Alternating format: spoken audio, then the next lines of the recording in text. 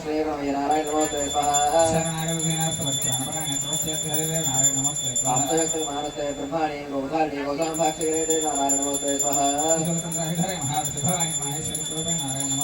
अजोरकुक्कुरते महाजुक्तरे वगे कौमारी रूपं स्थाने नारायण नमोस्तुते स्वाहा गृहीतोग्रमादिक्रेतुं श्रोत्रतो सुन्दरे वराहरूपिष्वे नारायण नमोस्तुते स्वाहा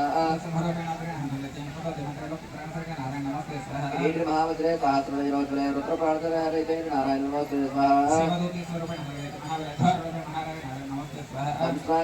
श्रोमालाविभूषणे चामुण्डेवन्नमधने नारायण नमोस्तुते स्वाहा मेधे सरस्वती वरे भुजवा भृगं देवीरे पुत्रधीरे नारायण नमोस्तुते स्वाहा एतत्तैव संसौम्यं लोकत्रैभोजं पात्रं सर्वभूतेभ्यः कात्याय नमोस्तुते स्वाहा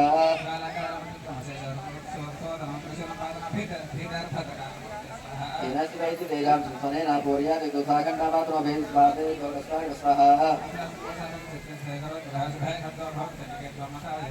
रोगानशेषानपहंसितुस्तान् कामान् सकलानभीष्टान् स्वामाश्रितारान् विवृन्दराणान् स्वामाश्रिताभ्याश्रयिताभ्रयाद् स्वाहा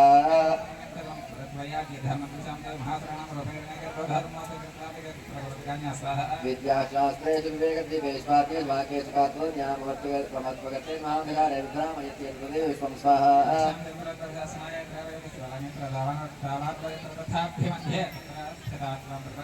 विश्वेश्वरी त्वं परिवास विश्वं विश्वास विश्वासगाधारयति विश्वं विश्वेश्वर्या भवति भवति विश्वासपयाये त्वयिभक्तिनं स्वाहा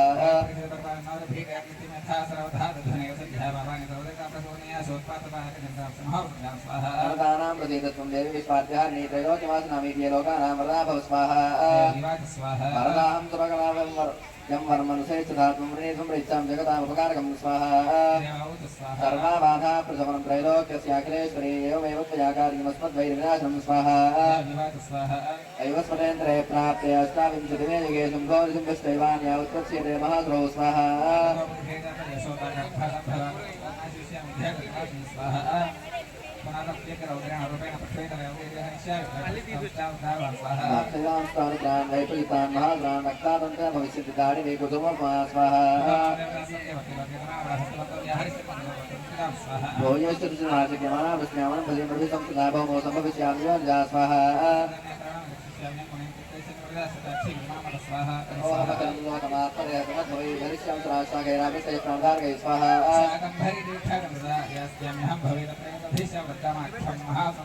देवी दृख्यातं तन्मे नाम भविष्यति पुनस्ताहं ददामिमं रोगं कृत्वा हिमाचले स्वाहा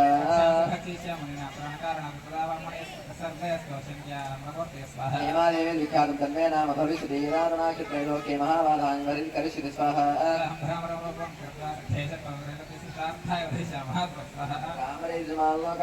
श्रोष्यन्ति सर्वदा युद्धमिदायिदावादानावोत्था भविष्यति स्वाहा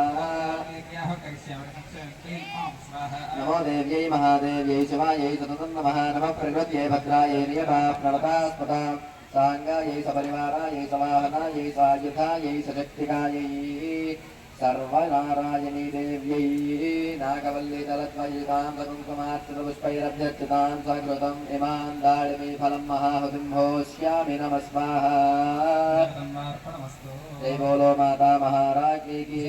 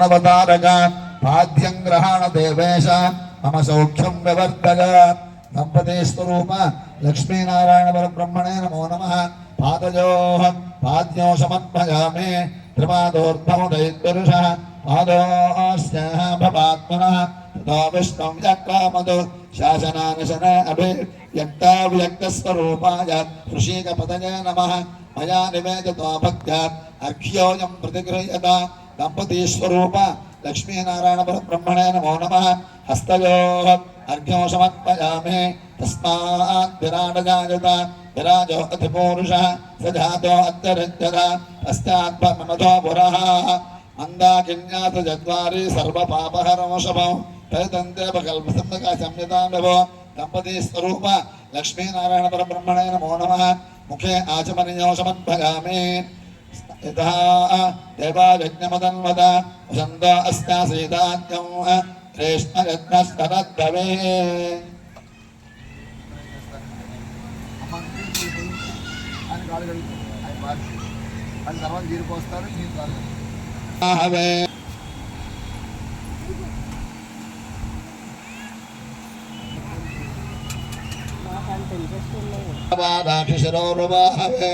सहस्रनाम्ने पुरुषाय शाश्वते सहस्रकोटियुगधारिणे नमः అమ్మ నీళ్ళు తీసేయండి మీరు అలా కూర్చోండి ఇద్దరు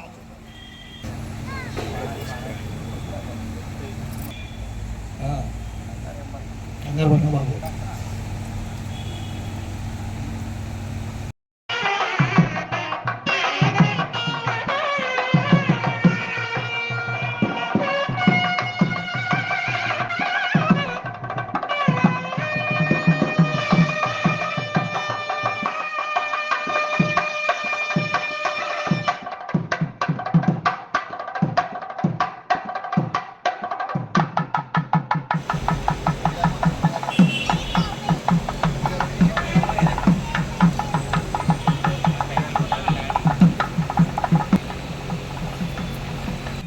చాలా పవిత్రమైన రోజు.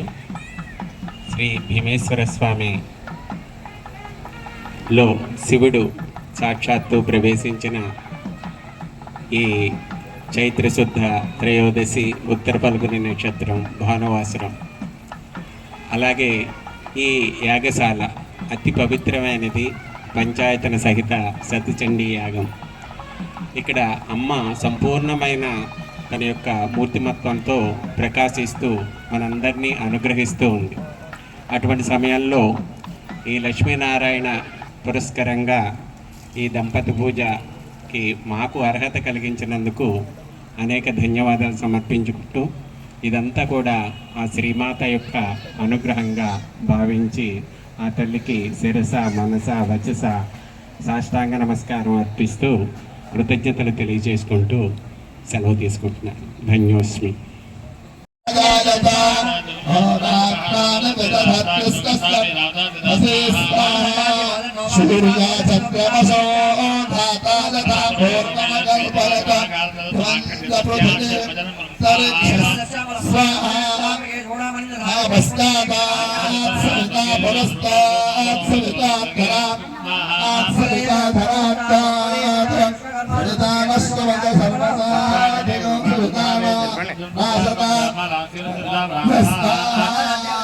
नमो ब्रह्मणे नमो स्तत्मगे नमः पृथिव्यै नमो गतेभ्यः नमो वागे नमो वातस्पतये महते करोमि स्वाहा ओम शान्ति शान्ति शान्तिः सप्तपुरकार विद्महे सहस्रगर्भाय धीमहि तन्नः सूर्यप्रचोदयात् स्वाहा भास्कराय विद्महे महद्विकराय धीमहि तन्नो आदित्यः प्रचोदयात् स्वाहा भानो भास्कर भास्कर आयुरारोग्यमैश्वर्यं नास्कदेहि मे स्वाहा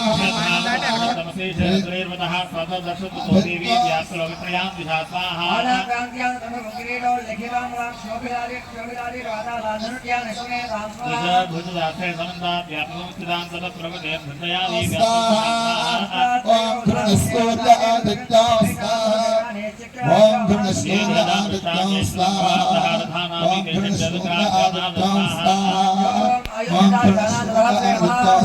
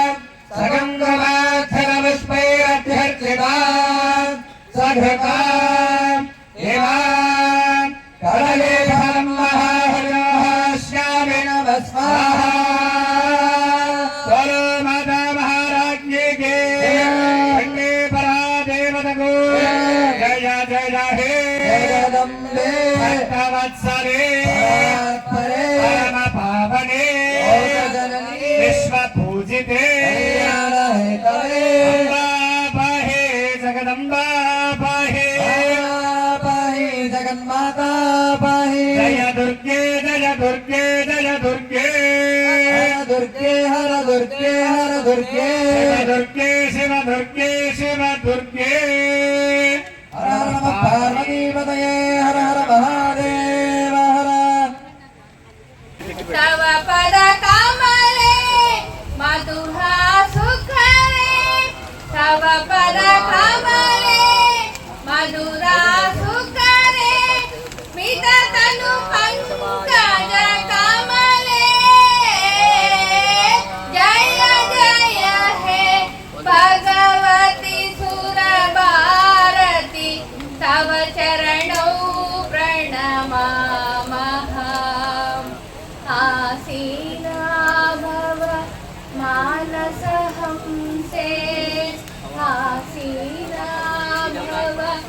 मानसहंसे कुन्दतु हीन शिरवले अडजडतांकुरु बोधि विकासं अडजडतांकुरु बोधि विकासं वैकुण्ठ विषहारिणी जय जय मम शिव पंचम शुकि पंकज मुखि गुरु गुह रंजनि दुरित भंजनि निरंजन कंजदलाय दाक्षि कामाक्षि कमला मनोहरि त्रिपुर सुंदरी कंजदलाय दाक्षि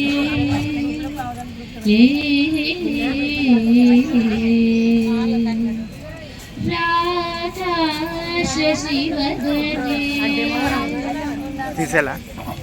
राधा शशिवदने सुरदने राधा शशिवदने सुरदने रक्षितवदने रत्नसदने रक्षितवदने रत्नसदने श्रीकाञ्चन वसने सुरसने श्रीकाञ्चन वसने सुरसने शृङ्गाराश्रय मन्दहसने शृङ्गाराश्रय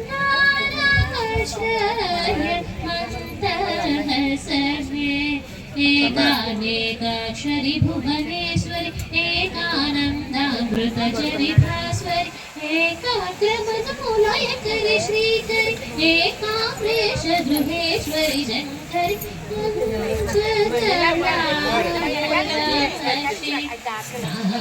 कामाक्षि कमला मनोहरि त्रिपुर सुन्दरी कंजदलाय दाक्षि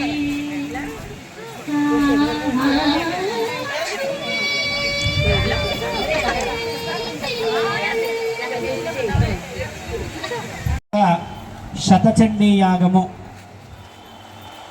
చిన్నబాబు గారు అంటే అందరికీ తెలుస్తుందట. ఇక్కడ ఆయన వారి దంపతులు ఎంతో శ్రమించి ఆర్థికంగాను సేవాభావంతోనూ యాగము చేయాలి అంటే ఎంతో శక్తి ఉండాలి.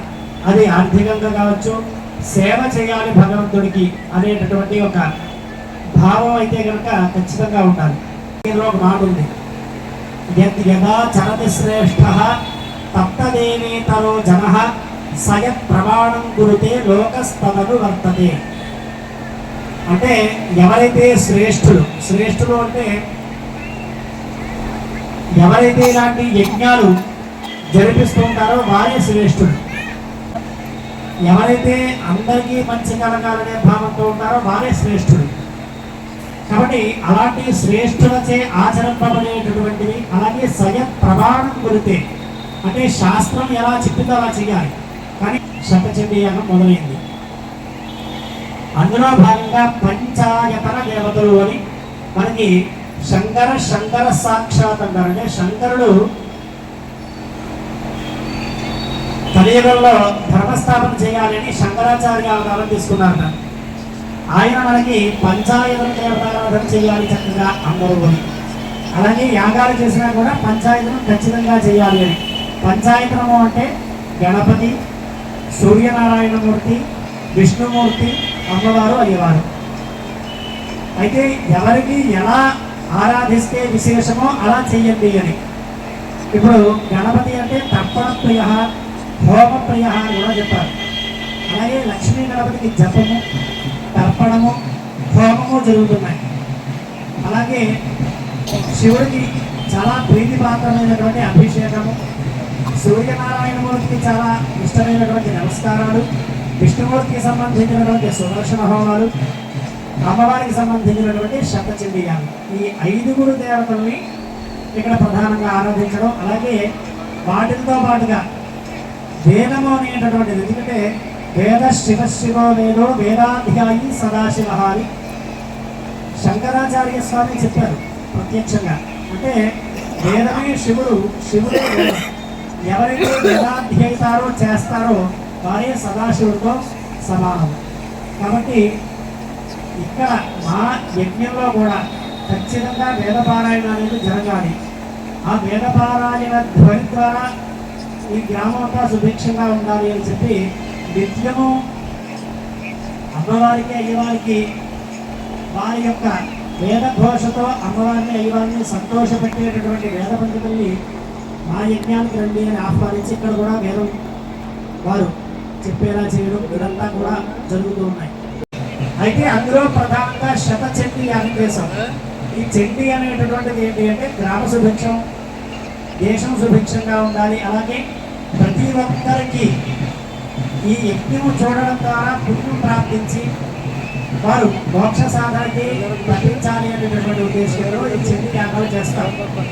అలాంటి దాంట్లో భాగంగా విశేషించి శతచండీ పారాయణ అంటే 100 పారాయణలు, చండీ పారాయణలు చేయడం. అందులో 100 పారాయణలకి దశాంశం అంటే 10 హోమాలు చేయడం ప్రధానంగా జరుగుతూ ఉన్నది. అయితే అందులో భాగంగా అసలు చండీ అంటే ఏమిటి, ఇన్ని రోజులు హోమం చేసాం కాదు అంటే ఆయన కూడా అలా సహకరించారు. కాబట్టి వరకు మనం హోమం వెళ్ళకపోయినా చూడకపోయినా కనీసం దాని అర్థం తెలుసుకుంటే రేపు జరగబోయే చివరి హోమాలుగా దృష్టిగా చూస్తాం. కాబట్టి అసలు చండీ అంటే ఏమిటి, చండీ హోమం ఎందుకు చేయాలి, అమ్మవారు ఈ చండీ పారాయణ క్రమంలో ఉన్నటువంటి 700 శ్లోకాల్లో ఎలాంటి రాక్షసుల్లో చెప్పింది, ఈ విషయాలన్నీ కూడా అందులో చెప్పారు. ఇది ఎందులో ఉంది అంటే కనుక మార్కండేయ పురాణంలో ఉంది. అందరికీ తెలిసిందేగా మార్కండేయుడు అంటే మృత్యుంజయుడు అంటారు. మృత్యువుని జయించాడు ఆయన భక్తి ద్వారా. అలాంటి మార్కండేయుడు ఒక పురాణాన్ని రాశారు, మార్కండేయ పురాణం అంటారు. అందులో ఎన్నో విషయాలు రాశారు. శివుడి గురించి రాశారు, సుబ్రహ్మణ్యేశ్వర స్వామి గురించి రాశారు. ఇలా అన్నీ రాసుకుంటూ వస్తూ అమ్మవారి చరిత్ర రాశారు. ప్రధానంగా 700 శ్లోకాలు. అందులో అమ్మవారిని చండీ సప్తశతి అంటారు. దీన్ని మనం చేసే హోమాన్ని మామూలుగా మనకి వాడుకలో చండీ హోమం అంటాం, కానీ దీనికి అసలైన పేరు దుర్గా సప్తశతి. నిన్న కూడా ఒక ఆయన చెప్పారు, దుర్గా సప్తశతి, చండీ సప్తశతి అని 2 పేర్లతో పిలుస్తారు దీన్ని. సప్త అంటే 7, శత అంటే 100. 700 ప్రధానమైన శ్లోకాలు అందులో ఉంటాయి కాబట్టి దీన్ని సప్తశతి అన్నారు. అలాగే దుర్గా అంటే దుర్గముడు అనేటటువంటి రాక్షసుని అమ్మవారు చంపింది కాబట్టి దుర్గా అని పేరు వచ్చింది ఆవిడకి. అలాగే దుర్గా అంటే ఇంకో అర్థం కూడా ఉంది. అంటే మనకి మామూలుగా ఏంటంటే సంస్కృతం అంటే ఏదో ఒకటే అర్థం ఉంటుంది అనుకుంటాం, కానీ ఒకే పదానికి చాలా అర్థాలు ఉంటాయి. దుర్గముడిని చంపింది కాబట్టి దుర్గా అని కాదు, దుహు గతి దుర్గ అని. అంటే దుహు అంటే చెడు ఆలోచనలు, చెడు భావనలు మనలో ఉన్నట్లయితే, గమహ అంటే పోగొట్టేది అని అర్థం. దుర్గా అంటే మనలో ఉన్నటువంటి చెడు భావములు, ఏదైనా కించిత్ చెడున్నా కూడా పోగొడుతుంది ఆవిడ. అలాగే మన పట్ల ఎవరైనా విరోధులు ఉంటే వాళ్ళని కూడా నియంత్రిస్తుంది, ఏదో చేసేస్తున్నారు కాదు, వాళ్ళని మనకి అనుకూలంగా మారుస్తుంది దుర్గా. అలాంటి దుర్గా సప్తశతి హోమాన్ని చేసాం మనం. అయితే అందులో ముందుగా మొదటి శ్లోకం చూసినట్లయితే సావర్ణి సూర్యతనయో యో మనుహు కథ్యతే అష్టమహ అంటారు. అంటే మొదలు ఎలా ప్రారంభించారంటే ఒక ఆయన సావర్ణి అనేటటువంటి మన్వంతరానికి అధిపతి అయ్యాడు అన్నారు. మనకి ఎప్పుడైనా కూడా మహర్షులు చెప్పినది పరిశీలిస్తే ముందు ఇలాగే ఉంటుంది. అంటే అసలు ఏంటో చెప్పాలి. మామూలుగా ఒక హెడ్డింగ్ అంటాం చూడండి, అలా చెప్తారు. సావర్ణి అనేటటువంటి వాడు మామూలుగా ఉన్నటువంటి మనిషిలా ఉండి ఒక మన్వంతరాధిపతి అయ్యాడు. ఎలా అయ్యాడో మొత్తం 700 శ్లోకాలు ఉంటే కానీ తెలియదు అని చెప్తాడు. అయితే అసలు మన్వంతరం అంటే ఏమిటి అంటే కనుక మనకి మొత్తం 4 యుగాలు ఉన్నాయి, తెలుసు కదా. ఇప్పుడు అవి కూడా చెప్పుకోవాల్సి వస్తుంది. ఎందుకంటే మనం మన పెద్దల నుంచి నేర్చుకున్న యుగాలు మన చిన్నపిల్లలకి చెప్పట్ల. కృతయుగం, త్రేతాయుగం, ద్వాపరయుగం, కలియుగం, ఈ 4 ఉన్నాయి కదా. ఈ 4 యుగాలని కలిపితే ఒక మహాయుగం అంటారు.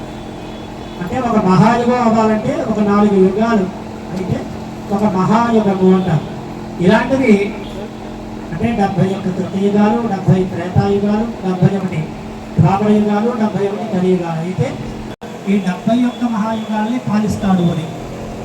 అయితే ఈ వైవస్వత మన్వంతరం అయిపోయిన తర్వాత వచ్చే మన్వంతరమే సావర్ణి మన్వంతరం. ఈ సావర్ణి మన్వంతరానికి ఒక ఆయన తన తపస్సు ద్వారా ఆ మన్వంతరాధిపత్యాన్ని పొందారు. అసలు ఎవరు పొందారు ఏమిటి అనేటటువంటి విషయానికి వస్తే, స్వరథుడు అనేటటువంటి ఒక మహారాజు గారు ఉన్నారు. మామూలుగా ఇప్పుడు పేర్లు చూస్తే మనం ఈషిత్తు, జషిత్తు, దుషిత్తు ఇలా పెట్టుకుంటున్నాం. అంటే అసలు అర్థం లేని అర్థం కాని పేర్లు మనం గూగుల్లో అలా ఎన్నైతే చుక్కలు కింద పెడతారో అంతమంది రాక్షసులు పెడతారు, రక్తబీజులు. అలా అమ్మవారు ఎన్నో శస్త్రాస్త్రాలు ప్రయోగించింది, కానీ అలా రక్తబీజులు పుడుతూనే ఉన్నారట. ఎక్కడ చూసినా ఇంకా రక్తబీజులే ఉన్నారట. ఎందుకంటే అమ్మవారు ఎన్నో ఆయుధాలు వేయడం, రక్తపు చుక్కలు కింద పడడం, ఒక్కొక్క చుక్కలోంచి ఒక్కొక్క రక్తబీజులు పుట్టడం, మళ్ళీ యుద్ధానికి రావడం. అప్పుడు బ్రహ్మదేవుడు బ్రాహ్మీ గారు, మనం ఖడ్గవాలు చదువుగా బ్రాహ్మీ మాహేశ్వరి ఇవన్నీ వస్తాయి.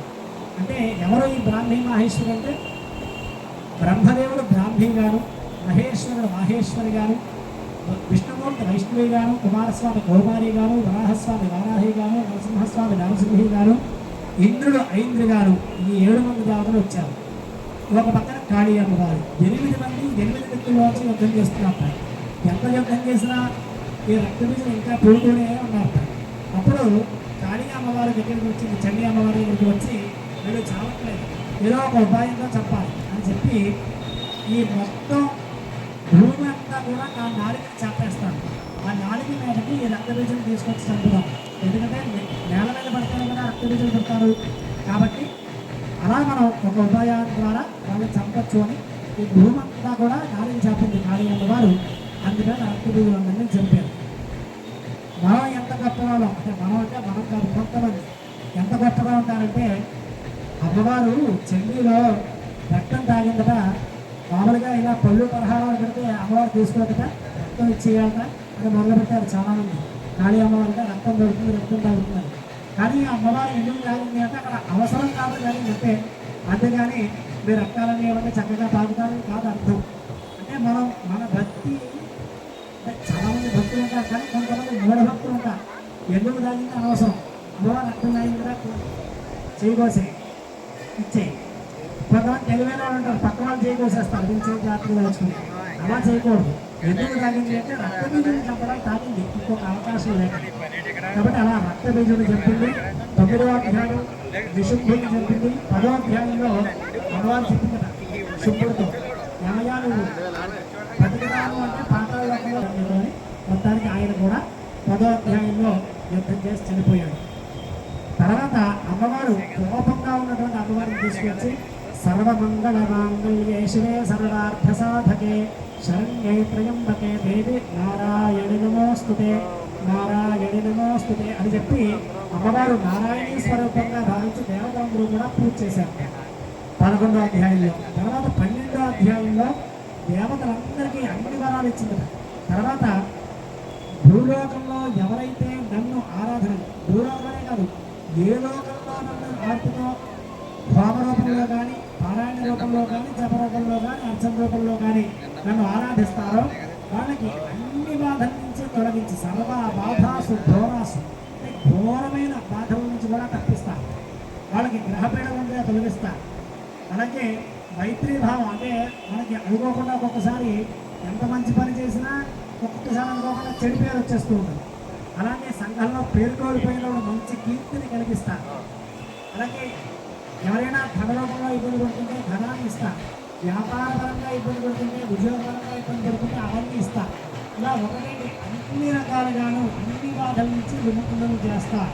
మీరు చేయవలసింది ఏంటి అంటే చండీ హోమాన్ని శ్రద్ధగా చేయాలి. ఈ మధ్య ఏం చేస్తారంటే ఆ శ్రద్ధ అనేది ఈ రోజుతో 9 హోమాలు పూర్తి చేసాం.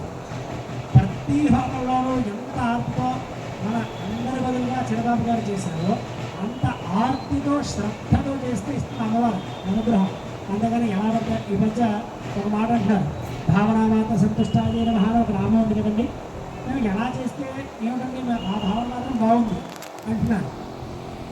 ఆవిడ కూడా ఏమంటుంది, మనమే అంత తెలివైన అంటే అమ్మవారు అంత తెలివైన ఆవిడ, నా భావన మీకు మంచిగా అన్ని సదుపాయాలు ఇవ్వాలని కానీ నేను ఏ సదుపాయం ఇవ్వను.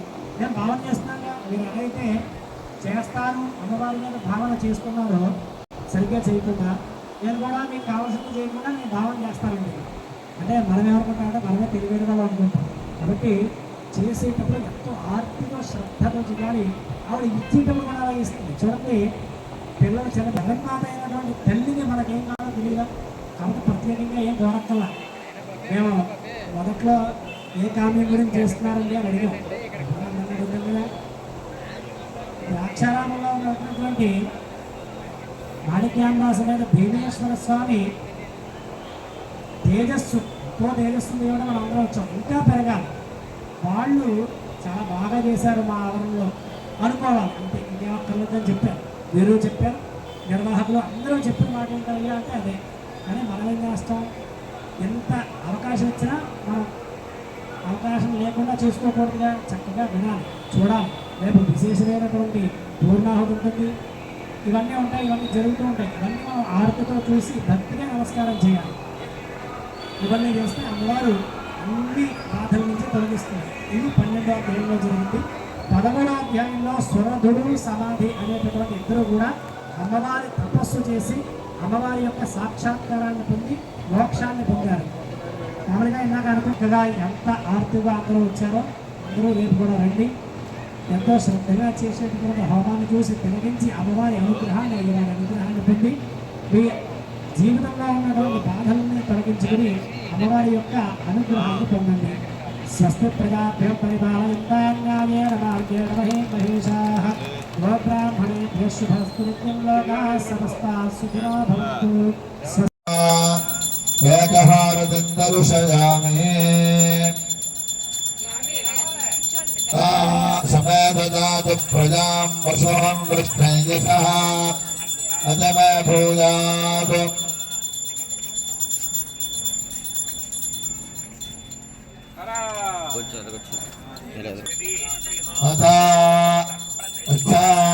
సమేతజాతు ప్రజాం వశోం వృష్ణయసః ఇష్టాచమే భూయాత్.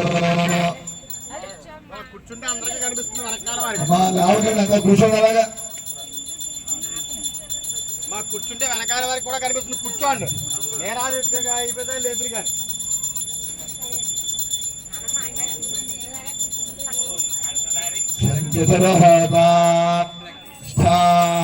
సమేతజాత ప్రజాం పశూం వృష్ణయసః యస్థాస్తమే భూయాత్.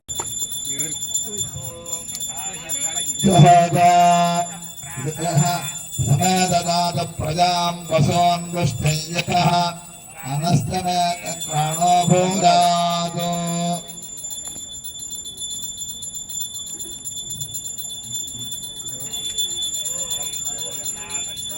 పూర్ణా పురస్తాద్ ఉన్మధ్యతః పూర్ణమాశీజితాయ స్యాన్ దేవా అతి సంవసంతః ఉత్తమేనాక ఇహమాదయంతాం.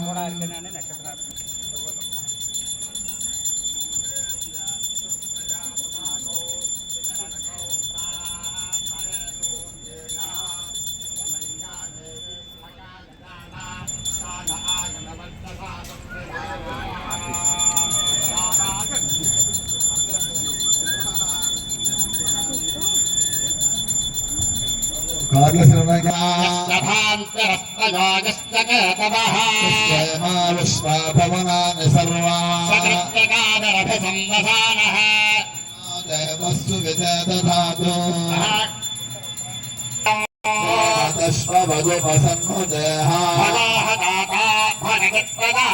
దేవే ఫల్గునైరావివేశ దేవై సధమాదం మదేమ. महालक्ष्मी महालक्ष्मी शक्ति स्फुरंगा देवी नमः. नक्षत्रहार बंदर सगामी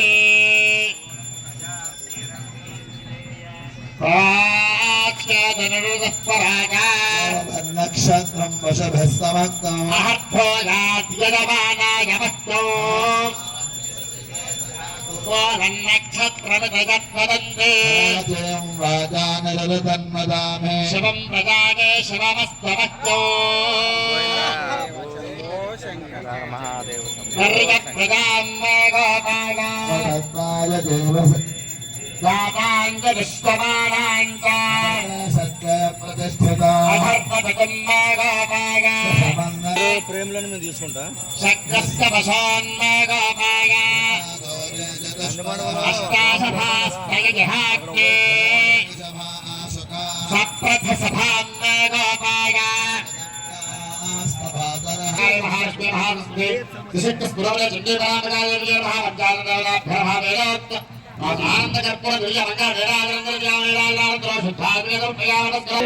ఓం సహస్రశీర్షం దేవం విశ్వాక్షం విశ్వశంభవం విశ్వన్నారాయణం దేవమక్షరో వరమోపదో పరమాన్నిత్యం విశ్వన్నారాయణకం హరం విశ్వభావాదం వనం మహాజ్ఞానం విశ్వాత్మానం పరాయణో నారాయణ పరో జ్యోతిరాత్మా నారాయణ పరః నారాయణ పరం బ్రహ్మతత్వం నారాయణ పరః నారాయణ పరో జ్ఞాతాఖ్యానం నారాయణ పరః సర్వం దృశ్యతే శ్రూయతే వా తత్సర్వం వ్యాప్య నారాయణ స్థితః పరందవ్యవస్థితః నారాయణ మధ్యస్థాత్ విద్యుల్లేఖ వభాస్వరా దేవాశోకవత్తన్వే వేదాభాసత్యలోమవా పుష్పవాన్ ప్రదావాన్ కుశవాన్ భవతి అవాం పుష్పం పుష్పవాన్ ప్రదావాన్ కుశవాన్ భవతి ఏవం వేద దేవాభాగతనం వేద ఆయతనవాన్ భవతి అకర్వాహపాభాగతనో ఆయతనవాన్ భవతి ఓంకారాగతనం వేద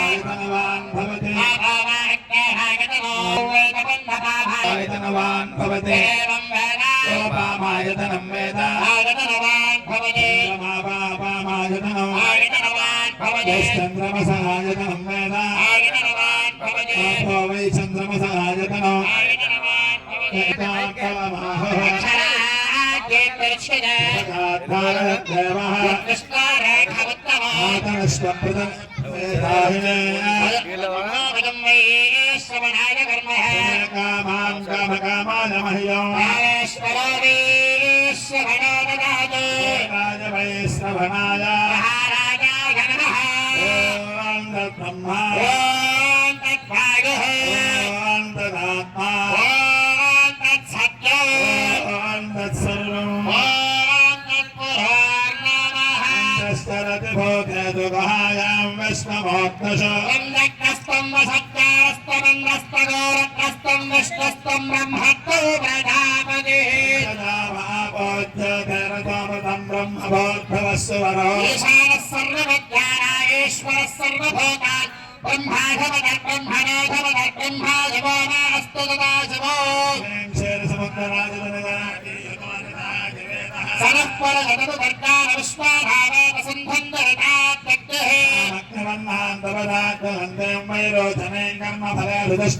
తాన్ దేవేనో శరణమహం ప్రపద్యే సుతరసితరసే నమః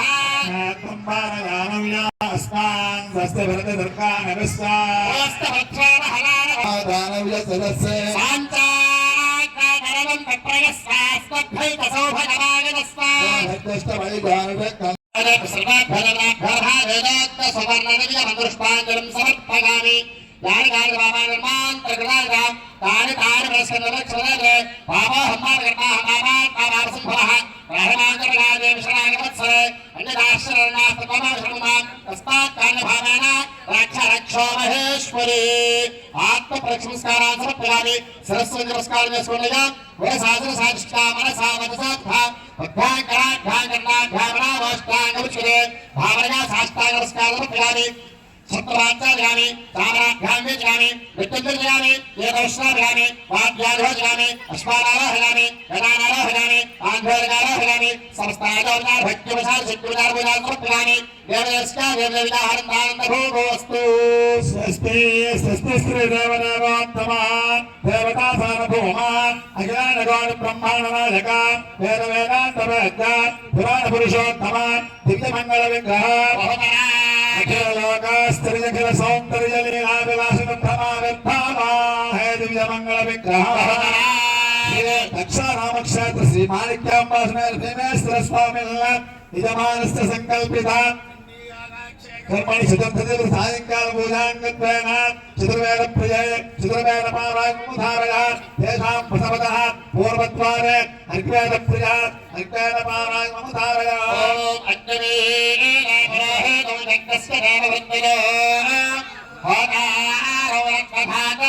दक्षिणद्वारे यजुर्वेद प्रिय यजुर्वेद पारायणमुधारय